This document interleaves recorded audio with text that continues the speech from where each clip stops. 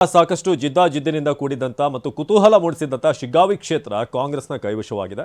ಗೆಲುವಿನ ನಿರೀಕ್ಷೆಯಲ್ಲಿದ್ದ ಬಿಜೆಪಿ ಮತ್ತು ಬೊಮ್ಮಾಯಿ ಕುಟುಂಬಕ್ಕೆ ಈ ರೋಚಕ ಫಲಿತಾಂಶ ಆಘಾತ ತಂದಿದೆ.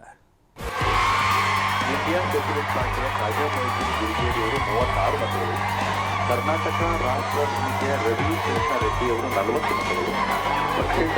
ಬಿಜೆಪಿಯ ಭದ್ರಕೋಟೆ ಚಿತ್ರ ರಾಜ್ಯಕ್ಕೆ 2 ಸಿಎಂಗಳನ್ನು ಕೊಟ್ಟ ಕುಟುಂಬಕ್ಕೆ ಮಹಾಘಾತ. ಎಕ್ಸಿಟ್ ಪೋಲ್ಗಳ ಭವಿಷ್ಯಗಳೆಲ್ಲ ತಲೆ ಕೆಳಗಾಗಿದೆ. ದೋಸ್ತಿ ನಾಯಕರ ಲೆಕ್ಕಾಚಾರಗಳು ಮಕಾಡೆ ಮಲಗಿವೆ.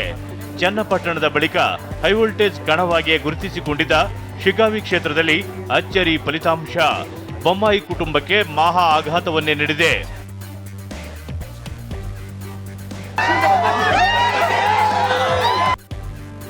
ಶಿಗ್ಗಾವಿಯಲ್ಲಿ ಬೊಮ್ಮಾಯಿಗೆ ಮುಖಭಂಗ, ಗೆದ್ದು ಬೀಗಿದ ಕಾಂಗ್ರೆಸ್.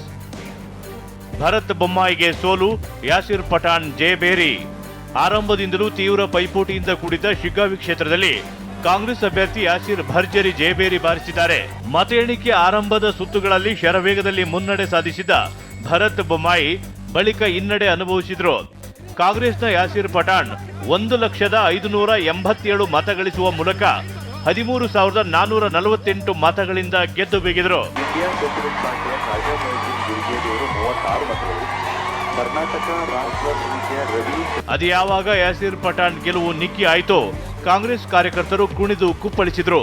ಮತ ಎಣಿಕೆ ಕೇಂದ್ರದಿಂದ ಬಿಜೆಪಿ ಏಜೆಂಟ್ಗಳು ತೆರಳುತ್ತಿದ್ದಾಗ ಬೈ ಬೈ ಬೊಮ್ಮಾಯಿ ಅಂತ ಘೋಷಣೆ ಕೂಗಿದ್ರು. ಕಾಂಗ್ರೆಸ್ ಕಾರ್ಯಕರ್ತರನ್ನ ಚದುರಿಸಲು ಪೊಲೀಸರು ಲಾಠಿ ಬೀಸಿದ್ರು.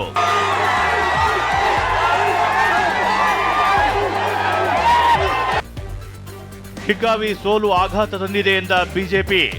ಶಿಗ್ಗಾವಿ ಕ್ಷೇತ್ರದ ಸೋಲು ನಮಗೆ ಆಘಾತ ತಂದಿದೆ ಅಂತ ಬಿಜೆಪಿ ರಾಜ್ಯಾಧ್ಯಕ್ಷ ಬಿವೈ ವಿಜಯೇಂದ್ರ ಹೇಳಿದರು. ಹಣಬಲ ಮತ್ತು ಅಧಿಕಾರದಿಂದ ಕಾಂಗ್ರೆಸ್ ಗೆದ್ದಿದೆ ಅಂತ ಕಿಡಿಕಾರಿದ ಸಂಸದ ಬಸವರಾಜ ಬೊಮ್ಮಾಯಿ ಎಸ್ಕಾರ್ಟ್ ಇಲ್ಲದೆ ನಿವಾಸದಿಂದ ಬೇಸರದಲ್ಲೇ ತೆರಳಿದರು. ಖಂಡಿತ ನಮ್ಮ ಶಿಗ್ಗಾವು ಆಘಾತ ತಂದಿದೆ. ಯಾಕಂದ್ರೆ ಮಾಜಿ ಮುಖ್ಯಮಂತ್ರಿಗಳು ಬೊಮ್ಮಾಯಿ ಅವರ ಸುಪುತ್ರಲ್ಲೇನು ಸ್ಪರ್ಧೆ ಮಾಡಿದ್ರು. ಭಾರತೀಯ ಜನತಾ ಪಾರ್ಟಿ ಎಲ್ಲ ನಮ್ಮ ಕಾರ್ಯಕರ್ತರು ಹಗಲು ರಾತ್ರಿ ಶ್ರಮವನ್ನು ಹಾಕಿದ್ರು. ಅದರ ನಡುವೆ ಮತ್ತೆ ಬೊಮ್ಮಾಯಿಯವರು ಸಾಕಷ್ಟು ಅಭಿವೃದ್ಧಿ ಕೆಲಸಗಳನ್ನು ಮಾಡಿದ್ದಾರೆ. ಎಲ್ಲ ಒಂದು ಕಡೆ ಜನ ಇವತ್ತು ಆಡಳಿತ ಪಕ್ಷದ ಪರವಾಗಿ ವಾಲಿದ್ದಾರೆ. ಅದು ಕೂಡ ಎಲ್ಲ ಹಿರಿಯರು ಕೂತು ನಾವು ವಿಮರ್ಶೆಯನ್ನು ನಾವು ಮಾಡ್ತೇವೆ, ಸೋಲಿನ ಕಾರಣಗಳೇನು ಅಂತೇಳಿ. ಅಲ್ಲಿಯ ಜನಸ್ಪಂದನೆ ನೋಡಿದಾಗ ನಮಗೆ ಗೆಲ್ಲುವಂಥ ವಿಶ್ವಾಸ ಇತ್ತು. ಆದರೆ ವಿಪರೀತವಾಗಿರುವಂಥ ಹಣದ ಹೊಳೆಯನ್ನು 2 ದಿವಸ ಹರಿಸಿ ಇವತ್ತು ಗೆಲುವನ್ನು ಸಾಧಿಸಿಕೊಂಡಿದ್ದಾರೆ. ಇಡೀ ಸರ್ಕಾರ ಬಂದು ಹಣದ ಹೊಳೆ ಸುರಿಮಳೆಯನ್ನು ಉಪಯೋಗಿಸಿಕೊಂಡು ಇವತ್ತು ಕಾಂಗ್ರೆಸ್ ಪಕ್ಷ ಮುಂದೆ ಬಂದಿದೆ.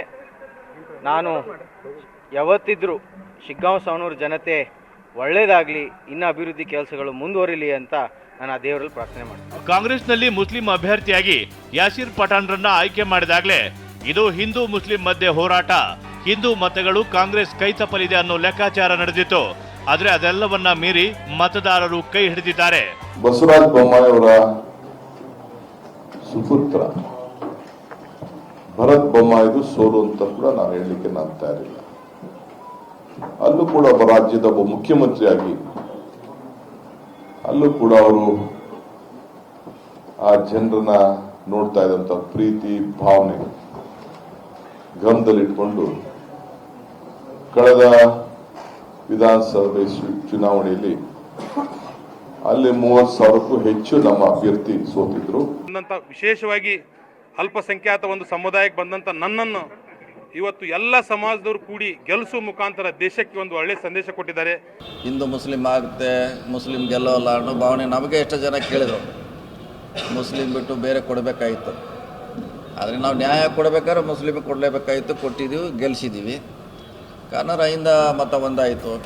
ಜಿದ್ದಾಜಿದ್ದಿನ ಕಣದಲ್ಲಿ ಯಾಸಿರ್ ಪಠಾಣ್ ಗೆಲುವಿಗೆ ಕಾಂಗ್ರೆಸ್ ರಣತಂತ್ರ ರೂಪಿಸಿತ್ತು.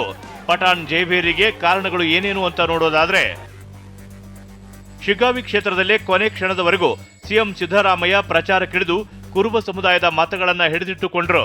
ಇನ್ನು ಅಹಿಂದ ನಾಯಕತ್ವದ ನನ್ನನ್ನ ಮೂಡಾದಲ್ಲಿ ಸಿಲುಕಿಸಿದ್ದಾರೆಂದು ಸಿಎಂ ಹೇಳಿದ ಮಾತು ಅನುಕಂಪದ ಮತ ಸೆಳೆದಿತ್ತು. ಹೊಂದಾಣಿಕೆ ರಾಜಕೀಯಕ್ಕೆ ಮುಕ್ತಿ ಹಾಡಿದ್ದ ಕಾಂಗ್ರೆಸ್ ನಾಯಕರು ಈ ಉಪಚುನಾವಣೆಯನ್ನ ಗಂಭೀರವಾಗಿಯೇ ಪರಿಗಣಿಸಿ ಎದುರಿಸಿದ್ರು. ಸಚಿವ ಸತೀಶ್ ಜಾರಕಿಹೊಳಿ ಅಂತೂ ತಮ್ಮದೇ ಚುನಾವಣೆ ಎಂಬಂತೆ ಶಿಗ್ಗಾವಿಯಲ್ಲೇ ಠಿಕಾಣಿ ಹೂಡಿ ಅಹಿಂದ ಮತಗಳ ಕ್ರೋಢೀಕರಣ ಮಾಡಿದ್ರು. ಬಿಜೆಪಿ ನಂಬಿಕೊಂಡಿದ್ದ ಲಿಂಗಾಯತ ಮತದಾರರು ಕಾಂಗ್ರೆಸ್ ಕೈ ಹಿಡಿದಿದ್ದಾರೆ. ರಾಜ್ಯ ಕಾಂಗ್ರೆಸ್ ನಾಯಕರು ಶಿಗ್ಗಾವಿಯಲ್ಲೇ ಬೀಡು ಬಿಟ್ಟು ಪ್ರಚಾರ ಮಾಡಿದ್ರು. ಅಷ್ಟೇ ಅಲ್ಲ, ಬಂಡಾಯ ಎದ್ದಿದ್ದ ಅಜ್ಜಂಪೀರ್ ಖಾದ್ರಿ ಮನವೊಲಿಸಿ ಮತಗಳು ಕೈ ಜಾರದಂತೆ ತಂತ್ರ ರೂಪಿಸಿದ್ರು. ಇನ್ನು ಬಿಜೆಪಿಯ ಭರತ್ ಬೊಮ್ಮಾಯಿ ಸೋಲಿಗೆ ಕಾರಣಗಳೇನು ಅನ್ನೋದನ್ನ ವಿವರವಾಗಿ ಹೇಳ್ತೀವಿ ನೋಡಿ.